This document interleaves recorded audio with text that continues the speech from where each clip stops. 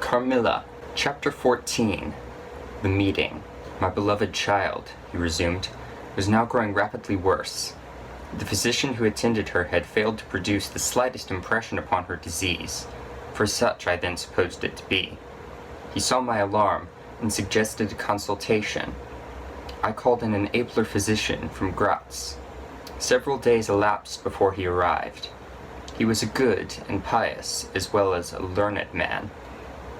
Having seen my poor ward together, they withdrew to my library to confer and discuss. I, from the adjoining room where I awaited their summons, heard these two gentlemen's voices raised in something sharper than a strictly philosophical discussion.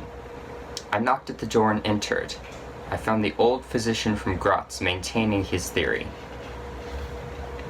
His rival was combating it with undisguised ridicule, accompanied with bursts of laughter. This unseemly manifestation subsided, and the altercation ended on my entrance. "Sir," said my first physician, "my learned brother seems to think that you want a conjurer and not a doctor."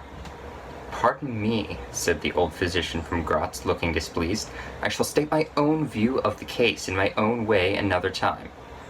I grieve, Monsieur le General, that by my skill in science I can be of no use. Before I go, I shall do myself the honor to suggest something to you." He seemed thoughtful, and sat down at a table and began to write.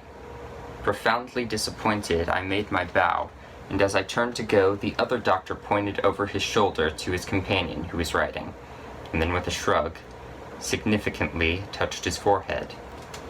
This consultation then left me precisely where I was. I walked out into the grounds all but distracted.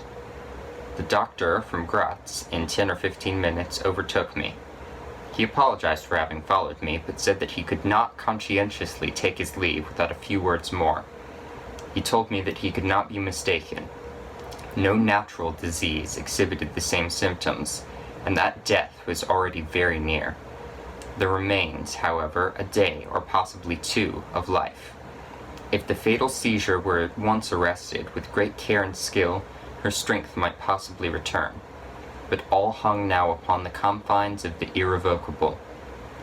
One more assault might extinguish the last spark of vitality, which is, every moment, ready to die. "And what is the nature of the seizure you speak of?" I entreated. "I have stated all fully in this note, which I place in your hands upon the distinct condition that you send for the nearest clergyman and open my letter in his presence, and on no account read it till he is with you. You would despise it else, and it is a matter of life and death. Should the priest fail you, then, indeed, you may read it." He asked me, before taking his leave finally, whether I would wish to see a man curiously learned upon the very subject which, after I had read his letter, would probably interest me, above all others, and he urged me earnestly to invite him to visit him there, and so took his leave. The ecclesiastic was absent, and I read the letter by myself. At another time, or in another case, it might have excited my ridicule. But into what quackeries will not people rush for a last chance, where all accustomed means have failed, and the life of a beloved object is at stake? Nothing, you will say, could be more absurd than the learned man's letter. It was monstrous enough to have consigned him to a madhouse. He said that the patient was suffering from the visits of a vampire. The punctures, which he described as having occurred near the throat, were, he insisted, the insertion of those 2 long, thin, and sharp teeth, which, it is well known, are peculiar to vampires. And there could be no doubt, he added, as to the well-defined presence of the small livid mark which all concurred in describing as that induced by the demon's lips. And every symptom described by the sufferer was in exact conformity with those recorded in every case of a similar visitation. Being myself wholly skeptical as to the existence of any such portent as the vampire, the supernatural theory of the good doctor furnished, in my opinion, but another instance of learning and intelligence oddly associated with some one hallucination. I was so miserable, however, that rather than try nothing, I acted upon the instructions of the letter. I concealed myself in the dark dressing room that opened upon the poor patient's room, in which a candle was burning, and watched there till she was fast asleep. I stood at the door, peeping through the small crevice, my sword laid on the table beside me as my directions prescribed, until a little after 1 I saw a large black object, very ill-defined, crawl, as it seemed to me, over the foot of the bed, and swiftly spread itself up to the poor girl's throat, where it swelled in a moment into a great, palpitating mass. For a few moments I had stood petrified.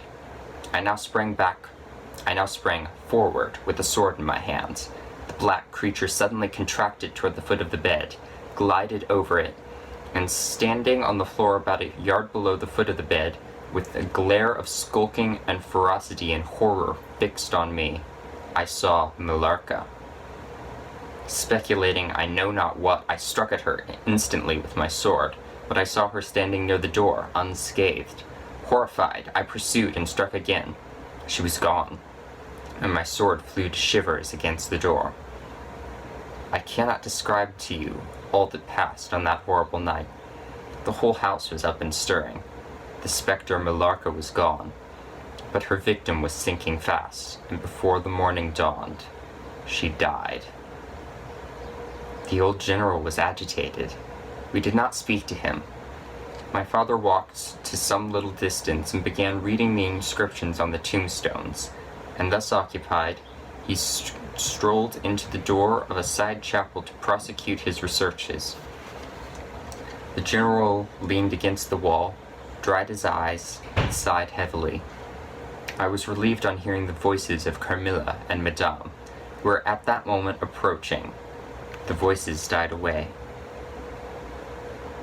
In this solitude, having just listened to so strange a story, connected as it was with the great entitled dead whose monuments were mouldering among the dust and ivy round us, and every incident of which bore so awfully upon my own mysterious case, in this haunted spot, darkened by the towering foliage that rose on every side, dense and high above its noiseless walls, a horror began to steal over me, and my heart sank as I thought my friends were, after all, not about to enter and disturb this triste and ominous scene. The old general's eyes were fixed on the ground, as he leaned with his hand upon the basement of a shattered monument. Under a narrow, arched doorway, surmounted by one of those demoniacal grotesques in which the cynical and ghastly fancy of old Gothic carving delights, I saw very gladly the beautiful face and figure of Carmilla enter the shadowy chapel. I was just about to rise and speak, and nodded smiling in answer to her peculiarly engaging smile, when with a cry, the old man by my side caught up the woodman's hatchet and started forward. On seeing him, a brutalized change came over her features. It was an instantaneous and horrible transformation, as she made a crouching step backward. Before I could utter a scream, he struck at her with all his force, but she dived under his blow and, unscathed, caught him in her tiny grasp by the wrist. He struggled for a moment to release his arm, but his hand opened, the axe fell to the ground, and the girl was gone. He staggered against the wall. His gray hair stood up upon his head. A moisture shone over his face as if he were at the point of death. The frightful scene had passed in a moment. The first thing I recollect after is Madame standing before me and impatiently repeating again and again the question, "Where is Mademoiselle Carmilla?" I answered at length, "I don't know. I can't tell. She went there."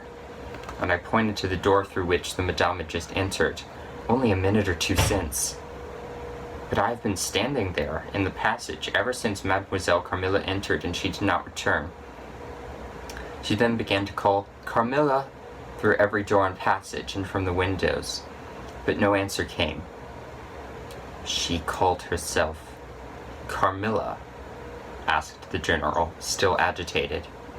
"Carmilla, yes," I answered. "Aye," he said, "that is Millarca. That is the same person who long ago was called Mircalla, Countess Karnstein. Depart from this accursed ground, my poor child, as quickly as you can. Drive to the clergyman's house, and stay there till we come. Be gone. May you never behold Carmilla more. You will not find her here.